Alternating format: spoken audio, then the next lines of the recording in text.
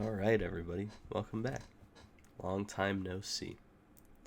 Um, so today we're gonna be doing part two of Mellon Collie, and I will just say before we go into this, I was probably gonna do this a lot sooner. However, I've been in and out of deathly illness for the past like week, so it happens. It happens to the best of us.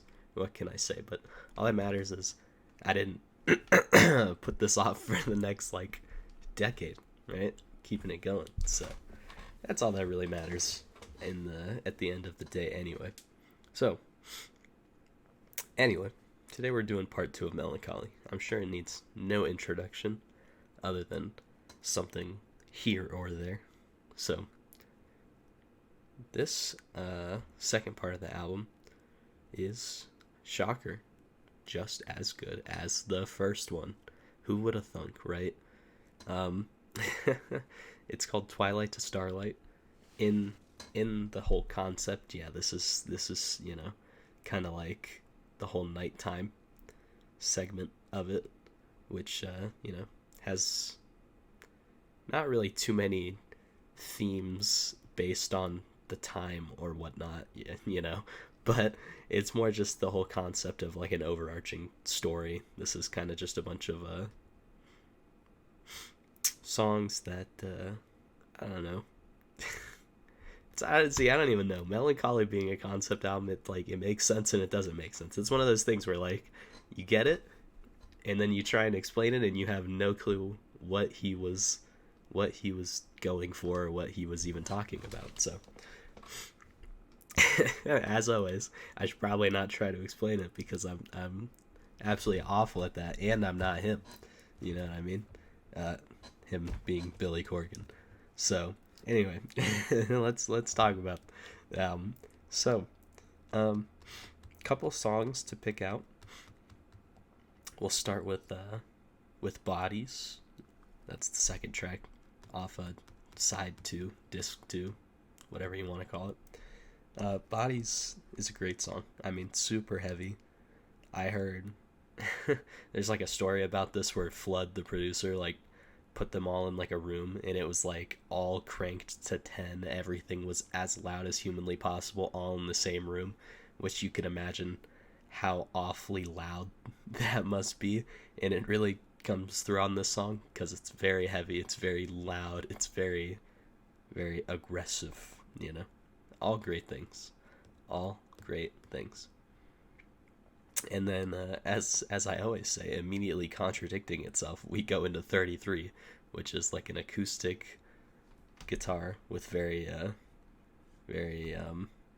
mellow feeling lyrics and, songwriting and instrumentation. It's just a very mellow, chill song, which obviously we talked about the Smashing Pumpkins are very good at writing, as opposed to a song that, comes immediately before it, like Bodies, right?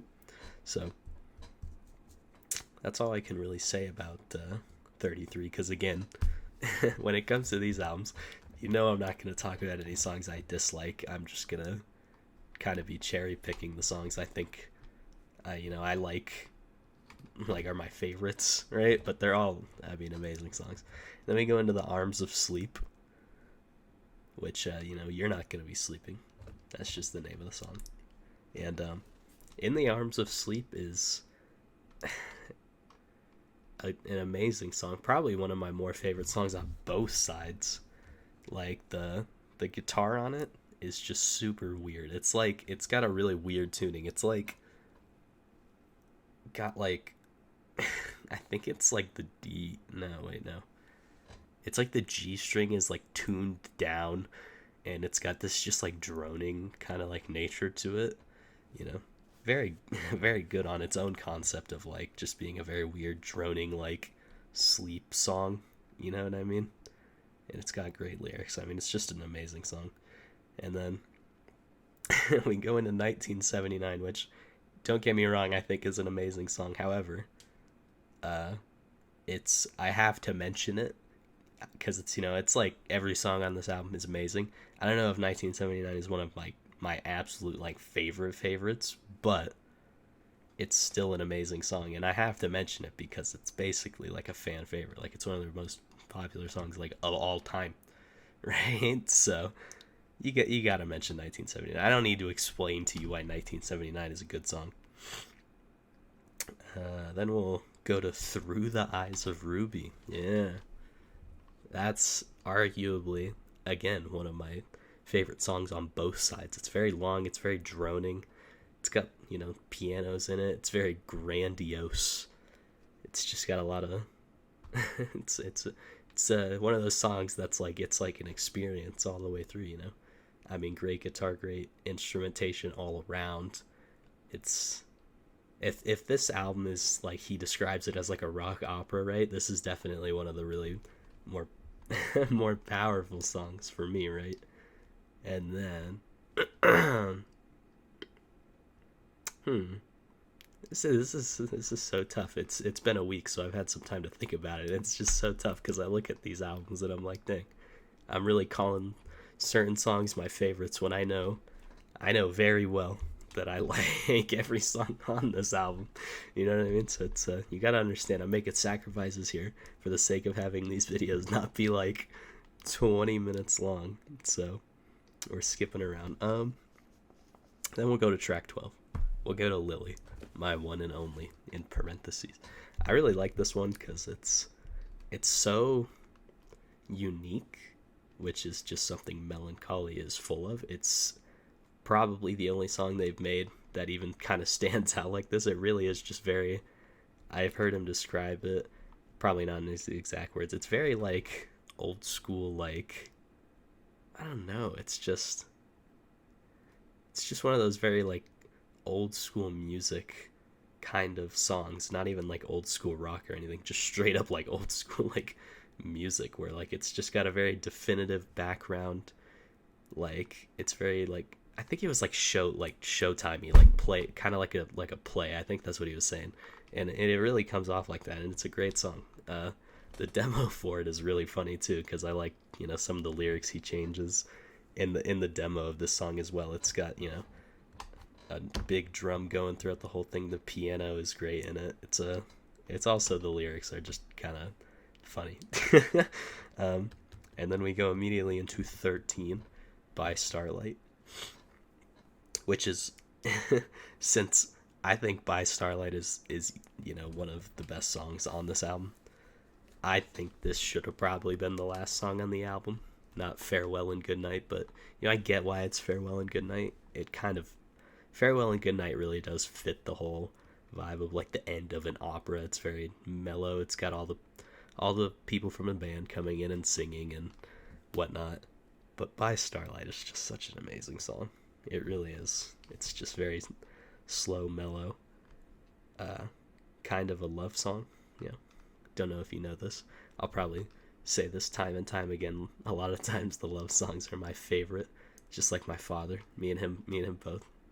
It's like, I don't know.